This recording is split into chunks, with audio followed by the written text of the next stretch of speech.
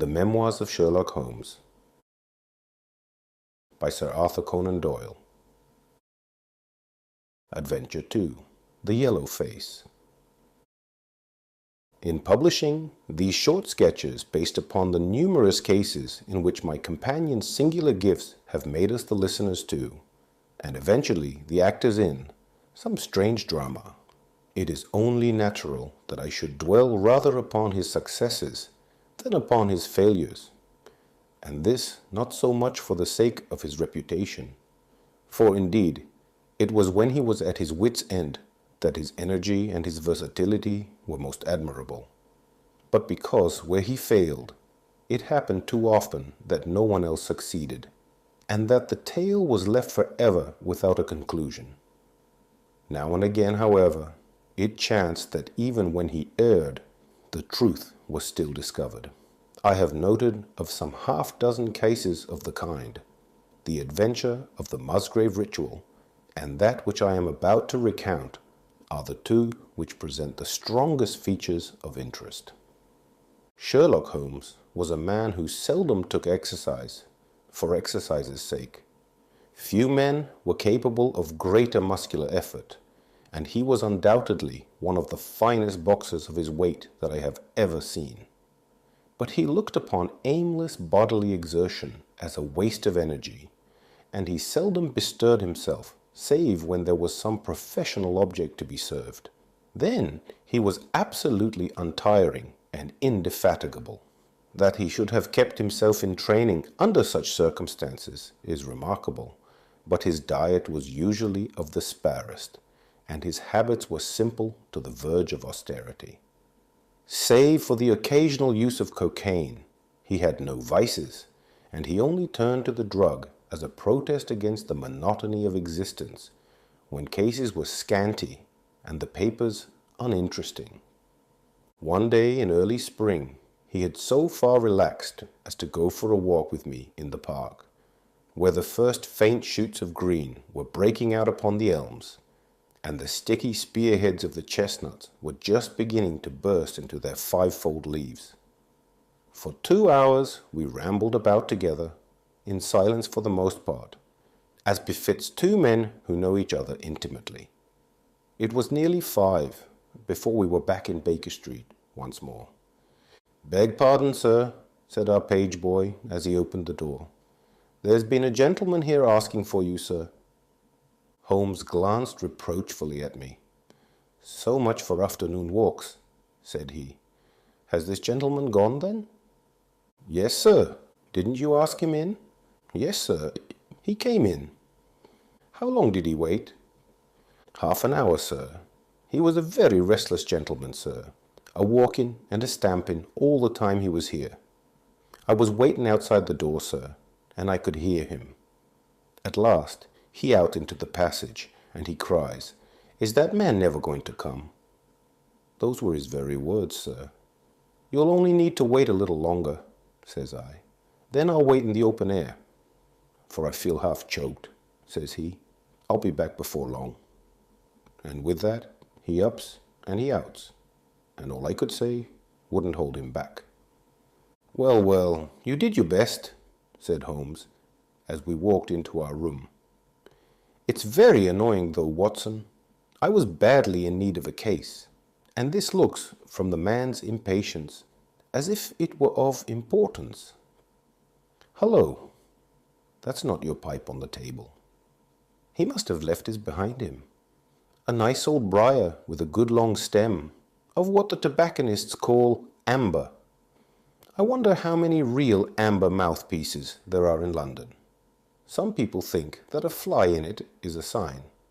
Well, he must have been disturbed in his mind to leave a pipe behind him, which he evidently values highly." "How do you know that he values it highly?" I asked. "Well, I should put the original cost of the pipe at 7 shillings and 6pence. Now it has, you see, been twice mended, once in the wooden stem and once in the amber.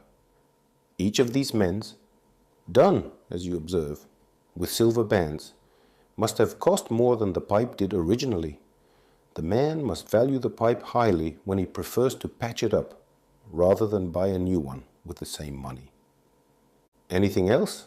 I asked, for Holmes was turning the pipe about in his hand and staring at it in his peculiar pensive way. He held it up and tapped on it with his long, thin forefinger, as a professor might who was lecturing on a bone. Pipes are occasionally of extraordinary interest, said he. Nothing has more individuality, save perhaps watches and bootlaces. The indications here, however, are neither very marked nor very important. The owner is obviously a muscular man, left-handed, with an excellent set of teeth, careless in his habits, and with no need to practice economy. My friend threw out the information in a very offhand way, but I saw that he cocked his eye at me to see if I had followed his reasoning. You think a man must be well-to-do if he smokes a 7-shilling pipe, said I. This is Grosvenor mixture at 8 pence an ounce, Holmes answered, knocking a little out on his palm. As he might get an excellent smoke for half the price, he has no need to practice economy. And the other point? He has been in the habit of lighting his pipe at lamps and gas jets. You can see that it is quite charred all down one side. Of course, a match could not have done that. Why should a man hold a match to the side of his pipe? But you cannot light it at a lamp without getting the bowl charred, and it is all on the right side of the pipe. From that, I gather that he is a left-handed man. You hold your own pipe to the lamp, and see how naturally you, being right-handed, hold the left side to the flame. You might do it once the other way, but not as a constancy. This has always been held so. Then he has bitten through his amber. It takes a muscular, energetic fellow, and one with a good set of teeth, to do that. But if I am not mistaken, I hear him upon the stair. So we shall have something more interesting than his pipe to study. An instant later, our door opened, and a tall young man entered the room. He was well but quietly dressed in a dark grey suit, and carried a brown wide-awake in his hand. I should have put him at about 30, though he was really some years older. I beg your pardon, said he, with some embarrassment. I suppose I should have knocked. Yes, of course I should have knocked. The fact is that I am a little upset, and you must put it all down to that. He passed his hand over his forehead, like a man who is half dazed and then fell, rather than sat down upon a chair. I can see that you have not slept for a night or two, said Holmes, in his easy, genial way. That tries a man's nerves more than work, and more even than pleasure. May I ask how I can help you? I wanted your advice, sir. I don't know what to do, and my whole life seems to have gone to pieces. You wish to employ me as a consulting detective? Not that only. I want your opinion as a judicious man, as a man of the world. I want to know what I ought to do next. I hope to God you'll be able to tell me. He spoke in little, sharp, jerky outbursts, and it seemed to me that to speak at all was very painful to him, and that his will all through was overriding his inclinations. It's a very delicate thing, said he. One does not like to speak of one's domestic affairs to strangers. It seems dreadful to discuss the conduct of one's wife with two men whom I have never seen before. It's horrible to have to do it, but I've got to the end of my tether, and I must have advice. My dear Mr. Grant Munro, began Holmes. Our visitor sprang from his chair. What? He cried. You know my name. If you wish to preserve your incognito, said Holmes, smiling, I would suggest that you cease to write your name upon the lining of your hat, or else that you turn the crown towards the person whom you are addressing. I was about to say that my friend and I have listened to a good many strange secrets in this room, and that we have had the good fortune to bring peace to many troubled souls. I trust that we may do as much for you. Might I beg you, as time may prove to be of importance, to furnish me with the facts of your case without further delay." Our visitor again passed his hand over his forehead, as if he found it bitterly hard. From every gesture and expression, I could see that he was a reserved, self-contained man, with a dash of pride in his nature, more likely to hide his wounds than to expose them. Then suddenly, with a fierce gesture of his closed hand, like one who throws reserve to the winds, he began. "The facts are these, Mr. Holmes," said he. "I am a married man, and have been so for 3 years.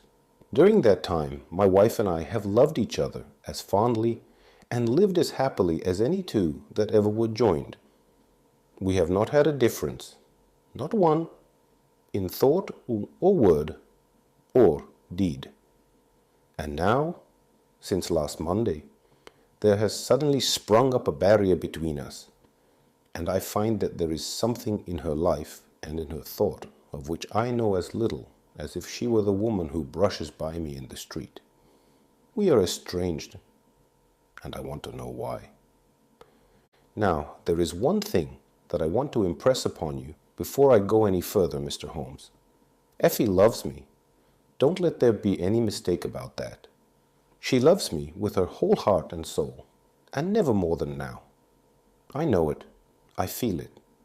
I don't want to argue about that. A man can tell easily enough when a woman loves him, but there's this secret between us, and we can never be the same until it is cleared. Kindly let me have the facts, Mr. Monroe, said Holmes, with some impatience. I'll tell you what I know about Effie's history. She was a widow when I met her first, though quite young, only 25. Her name then was Mrs. Hebron. She went out to America when she was young, and lived in the town of Atlanta, where she married this Hebron, who was a lawyer with a good practice. They had one child, but the yellow fever broke out badly in the place, and both husband and child died of it. I have seen his death certificate. This sickened her of America, and she came back to live with a maiden aunt at Pinner in Middlesex. I may mention that her husband had left her comfortably off, and that she had a capital of about £4,500, which had been so well invested by him that it returned an average of 7%. She had only been 6 months at Pinner when I met her. We fell in love with each other, and we married a few weeks afterwards. I am a hop merchant myself, and as I have an income of 700 or 800, we found ourselves comfortably off, and took a nice £80 a year villa at Norbury. Our little place was very countrified, considering that it is so close to town. We had an inn and 2 houses, a little above us, and a single cottage at the other side of the field, which faces us. And except those there were no houses until you got halfway to the station. My business took me into town at certain seasons, but in summer I had less to do, and then in our country home, my wife and I were just as happy as could be wished. I tell you that there never was a shadow between us until this accursed affair began.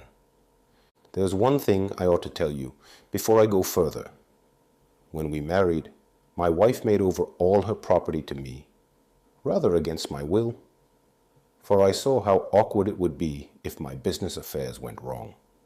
However, she would have it so, and it was done. Well, about 6 weeks ago, she came to me. "Jack," said she, "when you took my money, you said that if ever I wanted any, I was to ask you for it." "Certainly," said I, "it's all your own." "Well," said she, "I want £100. I was a bit staggered at this, for I had imagined it was simply a new dress or something of the kind that she was after. "What on earth for?" I asked. "Oh," said she, in her playful way, "you said that you were only my banker, and bankers never ask questions, you know." "If you really mean it, of course you shall have the money," said I. "Oh yes, I really mean it." "And you won't tell me what you want it for?" Some day, perhaps, but not just at present, Jack. So I had to be content with that, though it was the first time that there had ever been any secret between us. I gave her a check, and I never thought any more of the matter. It may have nothing to do with what came afterwards, but I thought it only right to mention it. Well, I told you just now that there is a cottage, not far from our house. There is just a field between us, but to reach it you have to go along the road and then turn down a lane. Just beyond it is a nice little grove of Scotch firs, and I used to be very fond of strolling down there, for trees are always a neighborly kind of things. The cottage had been standing empty this 8 months, and it was a pity, for it was a pretty 2-storied place, with an old-fashioned porch, and honeysuckle about it. I have stood many a time and thought what a neat little homestead it would make. Well, last Monday evening I was taking a stroll down that way, when I met an empty van coming up the lane, and saw a pile of carpets and things lying about on the grass plot beside the porch. It was clear that the cottage had at last been let. I walked past it, and wondered what sort of folk they were who had come to live so near us. And as I looked, I suddenly became aware that a face was watching me out of one of the upper windows. I don't know what there was about that face, Mr. Holmes, but it seemed to send a chill right down my back. I was some little way off, so that I could not make out the features, but there was something unnatural and inhuman about the face.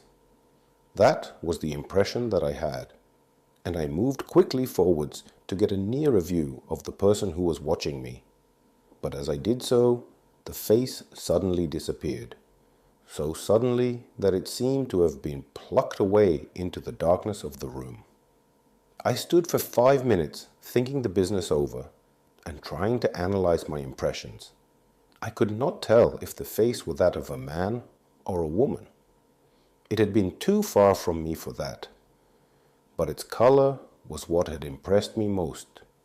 It was of a livid, chalky white, and with something set and rigid about it which was shockingly unnatural. So disturbed was I that I determined to see a little more of the new inmates of the cottage.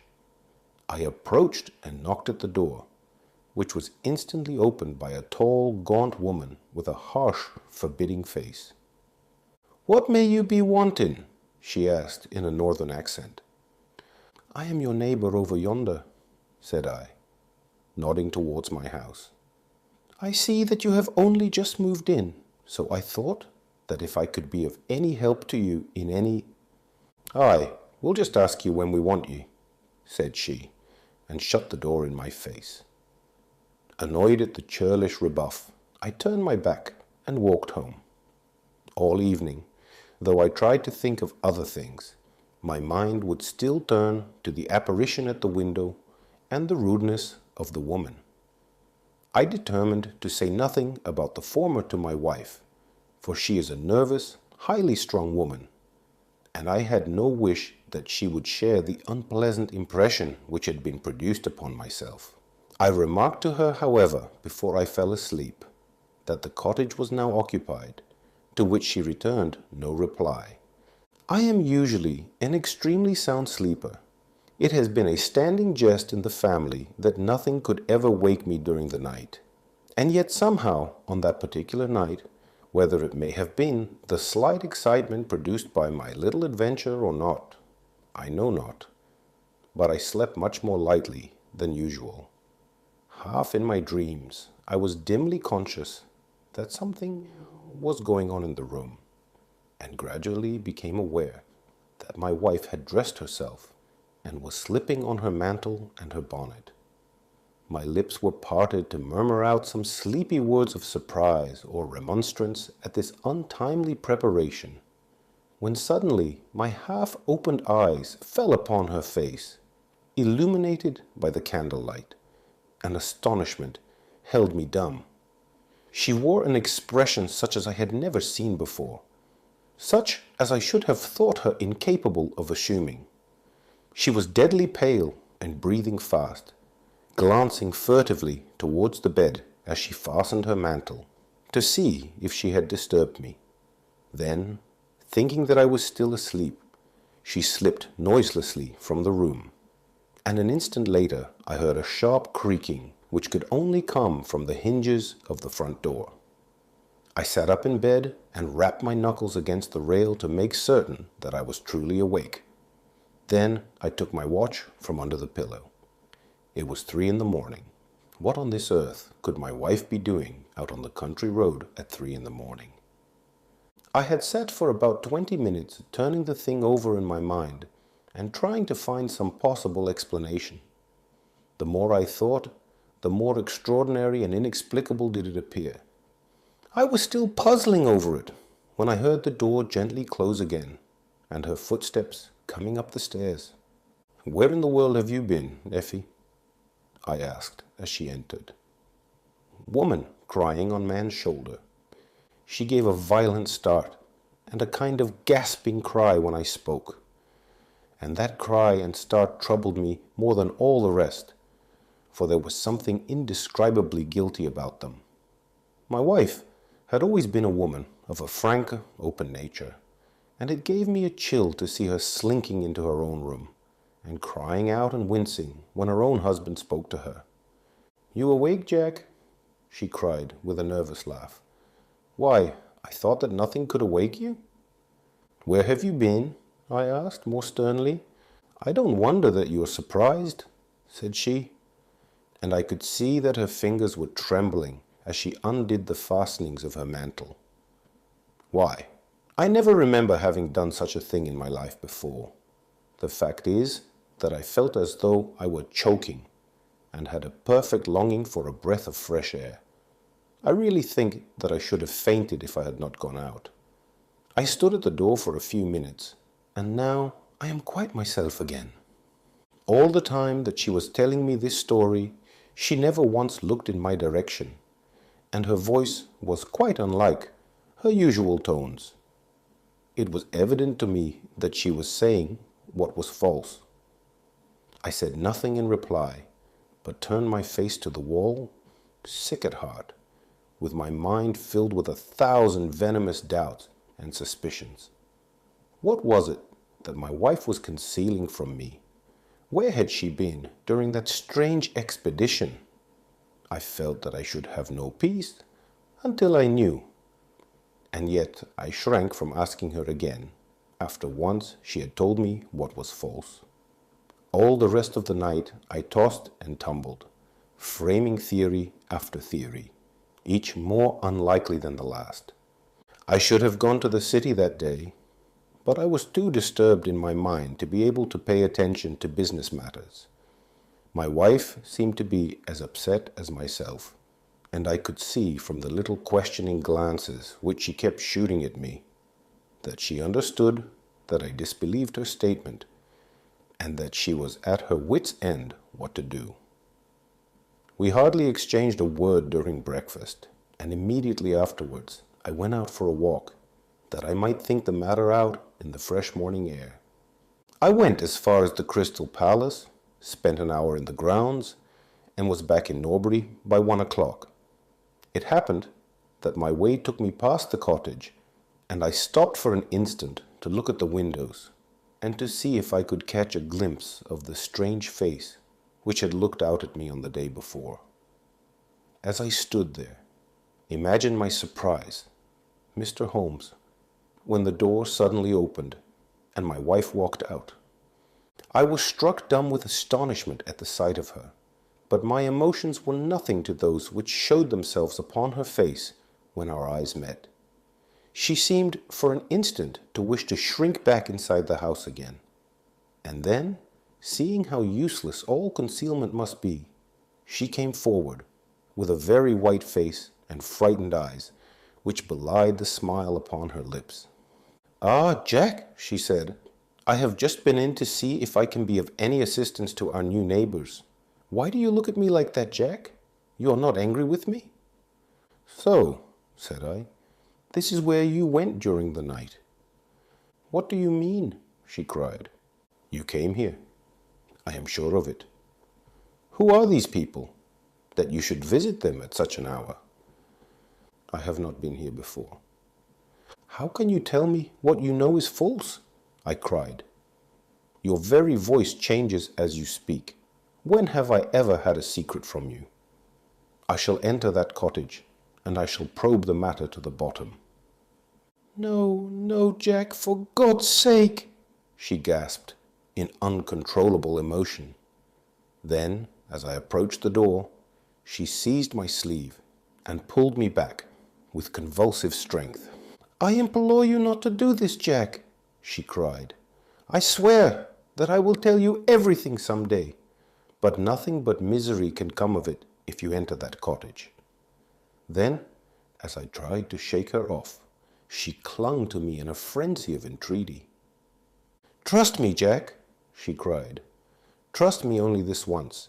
You will never have cause to regret it. You know that I would not have a secret from you if it were not for your own sake. Our whole lives are at stake in this. If you come home with me, all will be well. If you force your way into that cottage, all is over between us.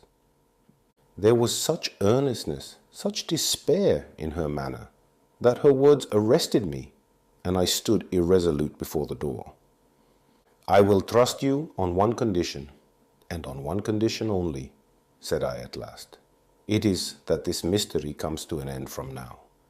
You are at liberty to preserve your secret, but you must promise me that there shall be no more nightly visits, no more doings which are kept from my knowledge.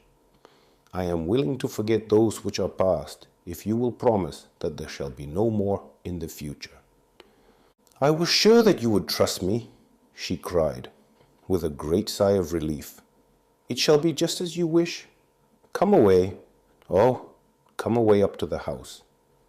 Still pulling at my sleeve, she led me away from the cottage. As we went, I glanced back, and there was that yellow, livid face watching us out of the upper window. What link could there be between that creature and my wife? Or how could the coarse, rough woman, whom I had seen the day before, be connected with her? It was a strange puzzle, and yet I knew that my mind could never know ease again until I had solved it. For 2 days after this, I stayed at home, and my wife appeared to abide loyally by our engagement, for, as far as I know, she never stirred out of the house.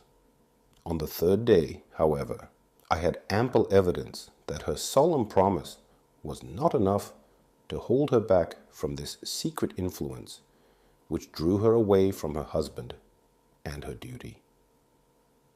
I had gone into town on that day, but I returned by the 2:40 instead of the 3:36, which is my usual train.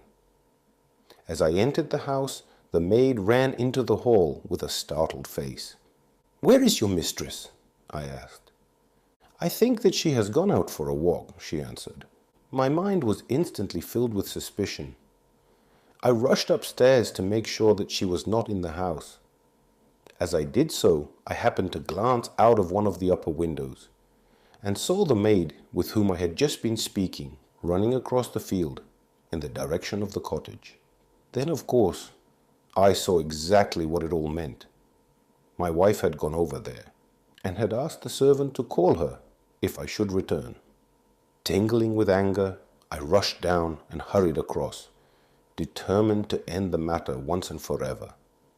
I saw my wife and the maid hurrying back along the lane, but I did not stop to speak with them. In the cottage lay the secret which was casting a shadow over my life. I vowed that, come what might, it should be a secret no longer. I did not even knock when I reached it, but turned the handle and rushed into the passage. It was all still and quiet upon the ground floor. In the kitchen, a kettle was singing on the fire, and a large black cat lay coiled up in the basket, but there was no sign of the woman whom I had seen before. I ran into the other room, but it was equally deserted. Then I rushed up the stairs, only to find 2 other rooms empty and deserted at the top. There was no one at all in the whole house. The furniture and pictures were of the most common and vulgar description, save in the one chamber at the window of which I had seen the strange face. That was comfortable and elegant, and all my suspicions rose into a fierce, bitter flame when I saw that on the mantelpiece stood a copy of a full-length photograph of my wife, which had been taken at my request only 3 months ago. I stayed long enough to make certain that the house was absolutely empty. Then I left it, feeling a weight at my heart such as I had never had before. My wife came out into the hall as I entered my house, but I was too hurt and angry to speak with her, and pushing past her, I made my way into my study. She followed me, however, before I could close the door. "I am sorry that I broke my promise, Jack," said she, "but if you knew all the circumstances, I am sure that you would forgive me." "Tell me everything then," said I. "I cannot, Jack. I cannot," she cried, "until you tell me who it is that has been living in that cottage, and who it is to whom you have given that photograph. There can never be any confidence between us," said I, and breaking away from her, I left the house. That was yesterday, Mr. Holmes, and I have not seen her since, nor do I know anything more about this strange business. It is the first shadow that has come between us, and it has so shaken me that I do not know what I should do for the best. Suddenly, this morning, it occurred to me that you were the man to advise me. So I have hurried to you now, and I place myself unreservedly in your hands. If there is any point which I have not made clear, pray question me about it. But above all, tell me quickly what I am to do, for this misery is more than I can bear." Holmes and I had listened with the utmost interest to this extraordinary statement, which had been delivered in the jerky, broken fashion of a man who is under the influence of extreme emotions. My companion sat silent for some time, with his chin upon his hand, lost in thought. "Tell me," said he at last, "could you swear that this was a man's face, which you saw at the window?" "Each time that I saw it, I was some distance away from it, so that it is impossible for me to say." "You appear, however, to have been disagreeably impressed by it." "It seemed to be of an unnatural color, and to have a strange rigidity about the features. When I approached, it vanished with a jerk." "How long is it since your wife asked you for £100? "Nearly 2 months." "Have you ever seen a photograph of her first husband?" "No. There was a great fire at Atlanta very shortly after his death, and all her papers were destroyed." "And yet she had a certificate of death. You say that you saw it?" "Yes, she got a duplicate after the fire." "Did you ever meet anyone who knew her in America?" "No." "Did she ever talk of revisiting the place?" "No." "Or get letters from it?" "No." "Thank you. I should like to think over the matter a little now. If the cottage is now permanently deserted, we may have some difficulty. If, on the other hand, as I fancy is more likely, the inmates were warned of your coming, and left before you entered yesterday, then they may be back now, and we should clear it all up easily. Let me advise you, then, to return to Norbury, and to examine the windows of the cottage again. If you have reason to believe that it is inhabited, do not force your way in, but send a wire to my friend and me. We shall be with you within an hour of receiving it, and we shall then very soon get to the bottom of the business." "And if it is still empty?" "In that case, I shall come out tomorrow and talk it over with you. Goodbye, and above all, do not fret until you know that you really have a cause for it." "I am afraid that this is a bad business, Watson," said my companion, as he returned after accompanying Mr. Grant Munro to the door. "What do you make of it?" "It had an ugly sound," I answered. "Yes, there's blackmail in it, or I am much mistaken." "And who is the blackmailer?" "Well, it must be the creature who lives in the only comfortable room in the place, and has her photograph above his fireplace." Upon my word, Watson, there is something very attractive about that livid face at the window, and I would not have missed the case for worlds. You have a theory? Yes, a provisional one. But I shall be surprised if it does not turn out to be correct. This woman's first husband is in that cottage. Why do you think so? How else can we explain her frenzied anxiety that her second one should not enter it? The facts, as I read them, are something like this. This woman was married in America. Her husband developed some hateful qualities, or shall we say that he contracted some loathsome disease and became a leper or an imbecile. She flies from him at last, returns to England, changes her name, and starts her life, as she thinks, afresh.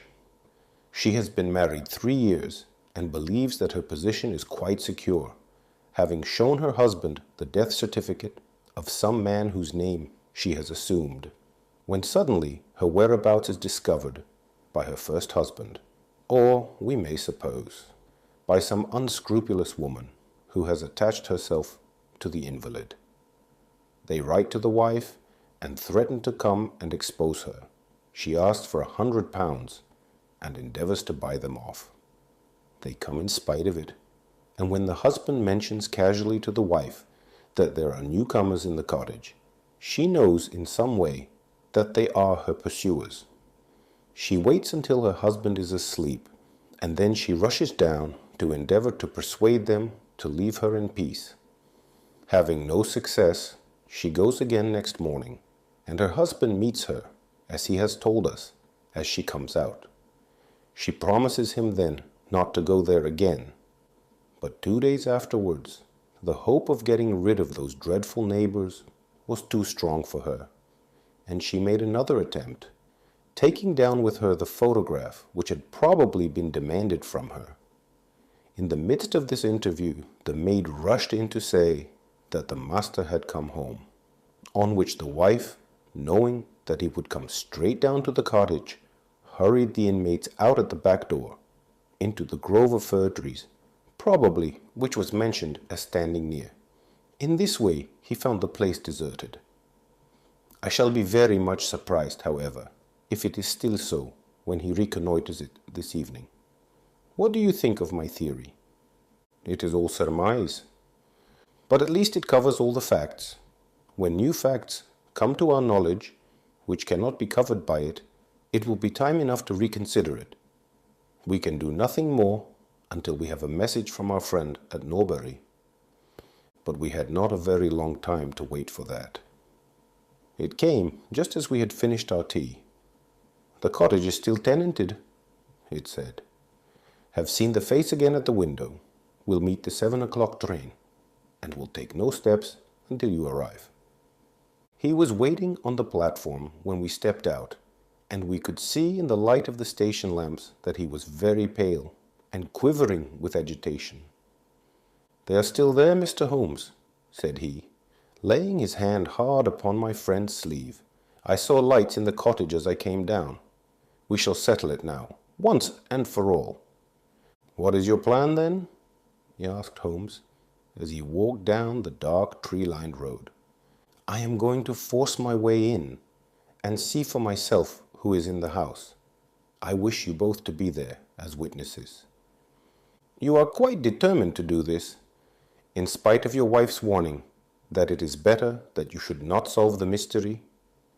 "Yes, I am determined." "Well, I think that you are in the right.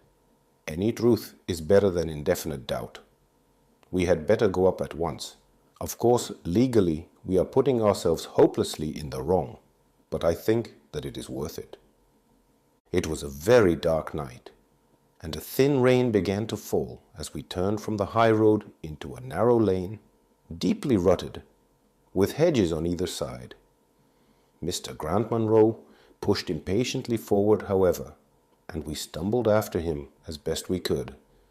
"There are the lights of my house," he murmured, pointing to a glimmer among the trees, "and here is the cottage which I am going to enter." We turned a corner in the lane as he spoke, and there was the building close beside us. A yellow bar falling across the black foreground showed that the door was not quite closed, and one window in the upper story was brightly illuminated. As we looked, we saw a dark blur moving across the blind.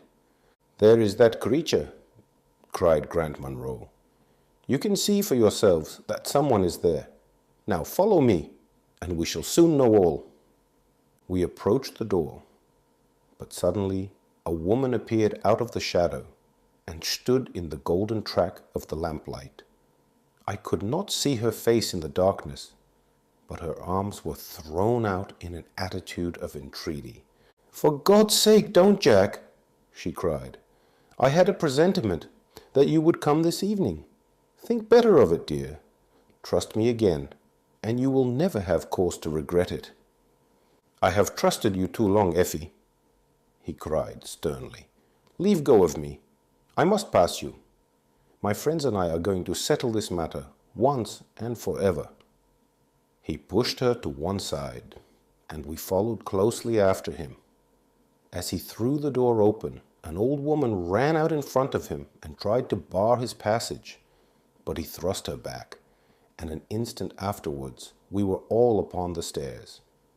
Grant Munro rushed into the lighted room at the top, and we entered at his heels.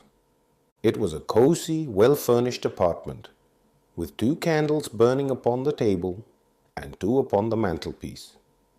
In the corner, stooping over a desk, there sat what appeared to be a little girl. Her face was turned away as we entered, but we could see that she was dressed in a red frock and that she had long white gloves on. As she whisked round to us, I gave a cry of surprise and horror. The face which she turned towards us was of the strangest livid tint, and the features were absolutely devoid of any expression. An instant later, the mystery was explained. Holmes, with a laugh, passed his hand behind the child's ear. A mask peeled off from her countenance, and there was a little coal-black negress with all her white teeth flashing in amusement at our amazed faces.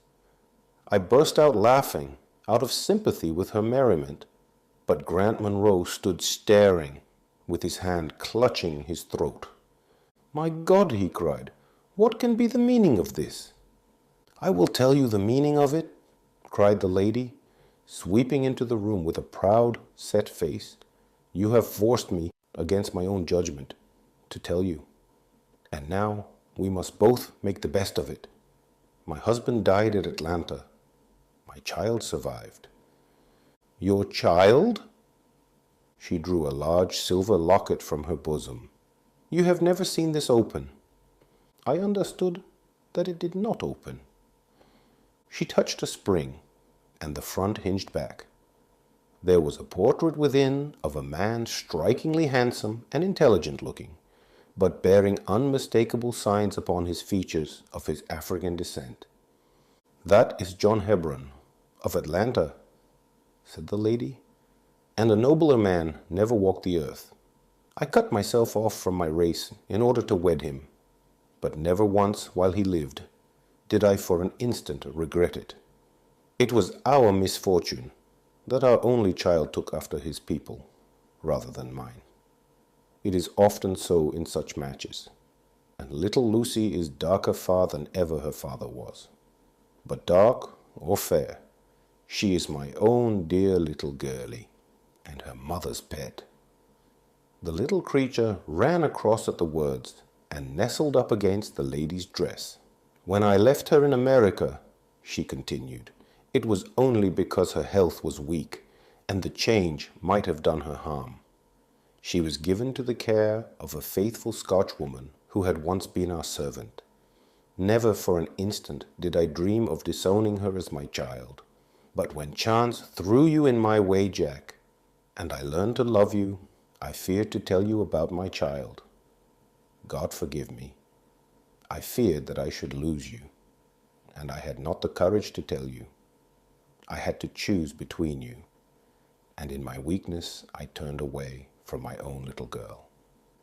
For 3 years I have kept her existence a secret from you, but I heard from the nurse, and I knew that all was well with her. At last, however, there came an overwhelming desire to see the child once more. I struggled against it, but in vain. Though I knew the danger, I determined to have the child over, if it were but for a few weeks. I sent £100 to the nurse, and I gave her instructions about this cottage, so that she might come as a neighbor, without my appearing to be in any way connected with her. I pushed my precautions so far as to order her to keep the child in the house during the daytime, and to cover up her little face and hands so that even those who might see her at the window should not gossip about there being a black child in the neighborhood. If I had been less cautious, I might have been more wise, but I was half crazy with fear that you should learn the truth. It was you who told me first that the cottage was occupied.